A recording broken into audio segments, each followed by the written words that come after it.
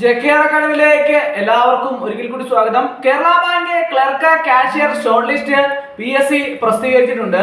അപ്പോൾ ലിസ്റ്റില് എത്ര പേരാണുള്ളത്, കട്ട് ഓഫ് മാർക്ക് എത്രയാണ്, ഇങ്ങനെയുള്ള കാര്യങ്ങളെ കുറിച്ച് എല്ലാം തന്നെ വിശദമായിട്ട് നമുക്ക് പരിശോധിക്കാം. Kerala bank clerk cashier short ലിസ്റ്റില് 1880 പേരാണ് മൊത്തം ഷോർട്ട് ലിസ്റ്റിൽ ഉൾപ്പെടുത്തിയിട്ടുള്ളത്. അതിന്റെ മെയിൻ ലിസ്റ്റില് 916 പേരും, അതുപോലെ തന്നെ സപ്ലിമെന്റ് ലിസ്റ്റില് 930 പേരും, നമ്പർ ഓഫ് കാൻഡിഡേറ്റ്സിന്റെ ഡിഫറently ഏബിൾഡ് ലിസ്റ്റ് 34 പേരും ഉൾപ്പെടുന്നതാണ് ലിസ്റ്റ്. 1880 പേരാണ് മൊത്തം ലിസ്റ്റിൽ ഉൾപ്പെട്ടിട്ടുള്ളത്.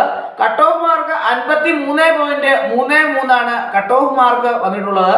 അപ്പോൾ ഈ ഷോർട്ട് ലിസ്റ്റിൽ ഉൾപ്പെട്ടിട്ടുള്ള എല്ലാവരും തന്നെ സർട്ടിഫിക്കറ്റ് വെരിഫിക്കേഷന് ഹാജരാകേണ്ടതായിട്ടുണ്ട്. നിങ്ങൾ വളരെ പ്രധാനപ്പെട്ട ഷോർട്ട് ലിസ്റ്റിൽ ഉൾപ്പെട്ട ഉദ്യോഗാർത്ഥികൾ അറിഞ്ഞിരിക്കണം. കട്ട് ഓഫ് മാർക്ക് അച്ചീവ് ചെയ്യുന്ന ഉദ്യോഗാർത്ഥികളാണ് ഷോർട്ട് ലിസ്റ്റ് ഉൾപ്പെടുന്നത്. അപ്പോൾ നിങ്ങളുടെ സർട്ടിഫിക്കറ്റുകളൊക്കെ തന്നെ PSC അപ്ലോഡ് ചെയ്യാൻ ആവശ്യപ്പെട്ടിട്ടുണ്ട് അല്ലേ. അപ്പോൾ അങ്ങനെ PSC ആവശ്യപ്പെട്ട സർട്ടിഫിക്കറ്റുകളെല്ലാം തന്നെ നിങ്ങൾ അപ്ലോഡ് ചെയ്ത് കൊടുക്കുകയും ചെയ്തിട്ടുണ്ട് അല്ലേ. അപ്പോൾ അങ്ങനെ സർട്ടിഫിക്കറ്റ് അപ്ലോഡ് ചെയ്ത ഉദ്യോഗാർത്ഥികളെല്ലാം തന്നെ ഈ സർട്ടിഫിക്കറ്റുകളെല്ലാം തന്നെ കൃത്യമായിട്ട് വെരിഫിക്കേഷൻ സമയത്ത് ഹാജരാക്കാൻ വേണ്ടിയിട്ട് ശ്രദ്ധിക്കേണ്ടതായിട്ടുണ്ട്.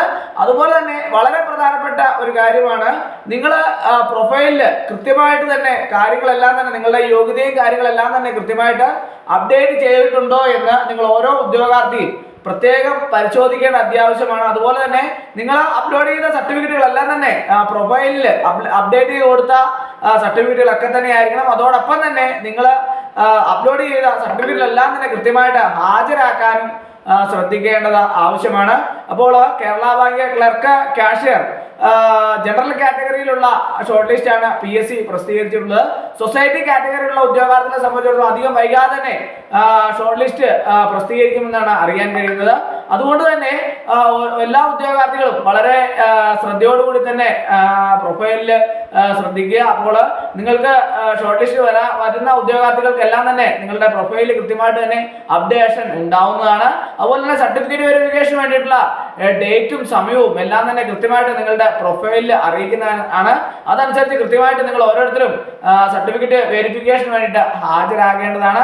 അതിനുശേഷം അത് നിങ്ങൾ ഓരോരുത്തരും അപ്ലോഡ് ചെയ്ത സർട്ടിഫിക്കറ്റുകളെല്ലാം തന്നെ കൃത്യമായിട്ട് അത് കരുതിയിരിക്കേണ്ടതാണ്. അത് എല്ലാം വെരിഫിക്കേഷൻ ഹാജരാക്കേണ്ടതാണ്.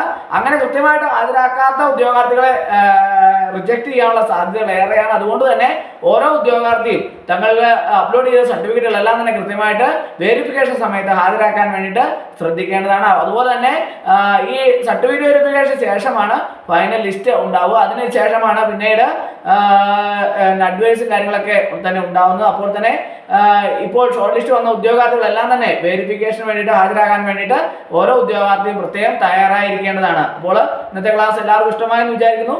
ഒരിക്കൽ കൂടി നിർത്തട്ടെ. നന്ദി, നമസ്കാരം.